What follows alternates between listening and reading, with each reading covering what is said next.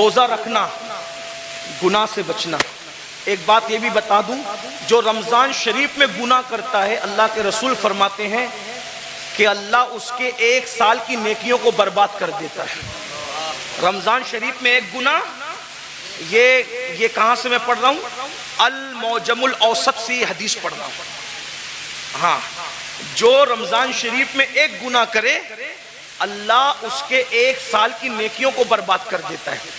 اس لیے رمضان شریف میں جہاں مسلم اکثریت ہے بڑا مزہ آتا ہے۔ ہمارے گاؤں میں بھی بڑا مزہ آتا ہے، 80% حضور کے غلام رہتے ہیں، مزہ آتا ہے۔ ممبئی میں بھی رمضان شریف کا مزہ آتا ہے، مراد آباد، سنبل، ادھر بھی رمضان شریف کا مزہ ہے نا۔ کیا بازار سجتے ہیں، کیا افطار لگتی ہے، لیکن یہ بازار ہے۔ اصل رمضان شریف کی بہار اس کی ہے جو گناہ سے بچ جائے، عبادت کر کے اللہ کو راضی کر جائے۔ کیا بات ہے حضرت، سبحان اللہ۔ روزہ رکھنا، ہو سکے تو رمضان شریف میں تہجد، سحری کو اٹھتے تو تہجد کا اہتمام کرنا۔ میرے آقا فرماتے ہیں جو تہجد پڑھتا ہے، آقا فرماتے ہیں انشاءاللہ وہ بے حساب جنت میں داخل ہوگا۔ تو نہیں سال بھر پڑھ سکتے تو رمضان شریف میں 2 ہی رکعت پڑھ لینا، زیادہ اس کے یہاں بہت زیادہ کی ضرورت نہیں ہے، وہ بہت تھوڑے عمل پہ راضی ہو جاتے ہیں۔ سحری میں اٹھو جلدی سے 5 منٹ پہلے اٹھ جاؤ، وضو کرو، 2 رکعت پڑھو تہجد، دونوں میں 3 بار قل اللہ پڑھو اور اللہ سے کہو۔ اللہ کہتا ہے میں پہلے آسمان پہ تجلی کرتا ہوں، پہلے آسمان پہ رات کے آخری حصے میں تجلی کرتا ہوں اور کہتا ہوں مانگ کیا مانگتا ہے، جو مانگے گا تو جو مانگتے ہو۔ لیکن اس وقت سحری میں آپ کیا کرتے ہیں؟ اس وقت بھی آپ لوگ اس وقت بھی آن لائن رہتے ہیں، ضرورت کے تحت رہتے ہو، اچھی بات ہے۔ اس وقت اللہ فرما رہا ہے مانگ میں دوں گا، آپ آن لائن ہو۔ افطار کے وقت تو آواز آ رہی ہے جو مانگے گا دوں گا، آپ آن لائن ہو۔ رمضان شریف کا فائدہ اٹھاؤ، 1 بار درود شریف پڑھو، 70 بار درود کا ثواب۔ سبحان اللہ۔ رمضان شریف کے لیے تیاری، ابھی سے توبہ کرو، استغفار کرو، آج سے پہلے جو ہوا، جو گناہ ہوئے سب سے معافی مانگو، توبہ کرو اور نماز کے پابند بنو۔ آخرت کو بھول چکے ہیں لوگ، آخرت کو فراموش کر چکے ہیں، اور یہ بات یاد رکھیں، قرآن نے آخرت کی جتنی بات کی ہے، پورا قرآن اٹھا کر کے پڑھ لیں، 70% آیتیں قرآن کی آخرت سے متعلق ہے۔ میں نے قرآن مقدس کی جس آیہ کریمہ کی سورہ نبا سے تلاوت کی ہے، اس میں اللہ تبارک و تعالیٰ نے قبر سے اٹھنے کا ذکر کیا ہے۔ انسان قبر سے اٹھے گا، کس طریقے سے اٹھے گا؟ قبر سے اٹھنے والا ایک ہی شکل پر نہیں اٹھے گا، قبر کے اندر تو سب کو انسان کی شکل میں داخل کیا جائے گا، لیکن قبر سے اٹھتے وقت ہر انسان جو ہے اصل شکل پہ نہیں اٹھے گا، انسانی شکل میں نہیں اٹھے گا۔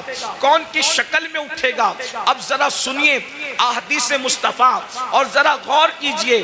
قرآن کہتا ہے یوم ینفخ فی الصور فتأتون افواجا، اور اس دن جب سور پھونکا جائے گا تو لوگ فوجوں فوج اپنی قبروں سے نکلیں گے یا بارگاہ میں حاضر ہوں گے۔ تو جب انسان اپنی قبر سے باہر نکلے گا تو قبر سے باہر نکلنے کی کیفیت کیا ہے؟ صحابہ کرام نے پوچھا یا رسول اللہ صلی اللہ تعالی علیہ وسلم یہ بتائیں کہ جب انسان اپنی قبر سے باہر نکلے گا تو اس کی کیفیت کیا ہوگی، اس کی حالت کیا ہوگی، کس پوزیشن میں وہ نکلے گا؟ اللہ اکبر۔ دفن کرتے وقت تو انسان کافور کی خوشبو میں بسایا ہوا ہوگا، دفن کرتے وقت تو انسان کو کفن پہنایا ہوا ہوگا، دفن کرتے وقت تو انسان کی کیفیت یہ ہوگی عطر اور سرمے کے اندر وہ معطر بھی ہوگا اور اس کی آنکھوں پر سرمے کے اثرات بھی ہوں گے، لیکن اللہ اکبر اٹھتے وقت انسان کی کیفیت کیا ہوگی؟ اب ذرا غور سے سماعت کریں۔ اللہ اکبر۔ میرے آقا مصطفیٰ کریم رؤوف الرحیم صلی اللہ علیہ وآلہ وسلم اپنے صحابہ سے ارشاد فرماتے ہیں اے میرے صحابہ، کچھ لوگ قیامت کے دن جب اپنی قبر سے اٹھیں گے تو ان کی آنکھیں نہیں ہوگی، وہ اندھی آنکھیں لے کر کے اٹھیں گے، آنکھوں میں بینائی نہیں ہوگی، وہ آنکھوں میں روشنی نہیں ہوگی۔ ذرا تصور تو کریں، جو دنیا میں اندھا ہوگا وہ آخرت میں اندھا ہو ضروری نہیں ہے، جو دنیا میں بیمار ہوگا وہ آخرت میں بیمار ہو ضروری نہیں ہے۔ اللہ اکبر۔ اس لیے کہ دنیا کی بیماری کی کوئی حیثیت نہیں ہے، اللہ اللہ، لیکن میرے اور آپ کے آقا مصطفیٰ کریم رؤوف الرحیم صلی اللہ علیہ وآلہ وسلم ارشاد فرماتے ہیں کچھ لوگ اپنی قبر سے اندھے اٹھیں گے، یعنی ان کی آنکھیں نہیں ہوگی۔ اب مجھے بتائیں جب ان کی آنکھیں نہیں ہوگی تو وہ اللہ کا دیدار کیسے کریں گے؟ وہ رسول اللہ کا دیدار کیسے کریں گے؟ وہ اولیاء اللہ کا دیدار کیسے کریں گے؟ صحابہ کرام بے چین ہو گئے اور صحابہ کرام نے عرض کیا یا رسول اللہ صلی اللہ تعالی علیہ وآلہ وسلم، جو لوگ بغیر آنکھوں کے اپنی قبروں سے قیامت کے دن اندھے اٹھیں گے، اندھے اٹھنے کی وجہ کیا ہوگی؟ تو میرے آقا ارشاد فرماتے ہیں دنیا کے اندر نصیحت کرنے والے جب ان کو نصیحت کرتے ہوں گے تو وہ نصیحت کو نہیں مانتے ہوں گے، دنیا کے اندر جب ان کو اللہ سے ڈرایا جاتا ہوگا تو وہ اللہ سے ڈرتے نہیں ہوں گے۔ مثال کے طور پر آج بھی آپ دیکھیں بہت سارے مسلمان ہیں جو اللہ رب العزت کے بندے جب ان کو نصیحت کرتے ہیں تو وہ نصیحت مانتے نہیں ہیں۔ مثال کے طور پر اللہ اکبر، جیسے کہ اگر کسی کے گھر میں شادی میں ڈی جے بجایا جا رہا ہو، میوزک بجایا جا رہا ہو، گانے بجایا جا رہا ہو، اور اگر کوئی عالم کہے کہ بھائی ڈی جے نہ بجاؤ یہ حرام ہے، گانے نہ بجاؤ یہ حرام ہے، تو پلٹ کر کے نصیحت نہیں مانتے بلکہ کیا کہتے ہیں دولت ہماری ہے، مولوی کا کیا بگڑتا ہے، مال ہمارا ہے، مولوی کا کیا بگڑتا ہے۔ سن لو اللہ کے نبی نے تمہیں وقت سے پہلے آگاہ کیا، مرنے والوں موت آنی ہے، مرنے کے بعد قیامت کے دن قبر سے اٹھنا ہے۔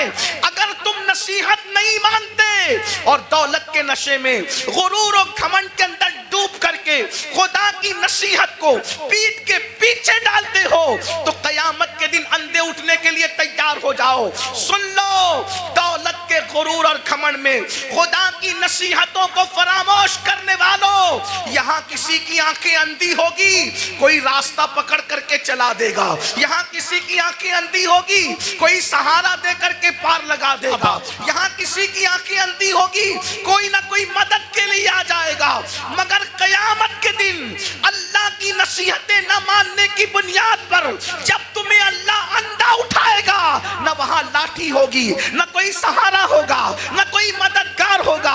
اندازہ فرمائے قیامت کے دن دفن ہونے کے بعد اپنی اپنی قبروں سے اٹھنا ہے۔ بولو نصیحت مانتے ہیں لوگ؟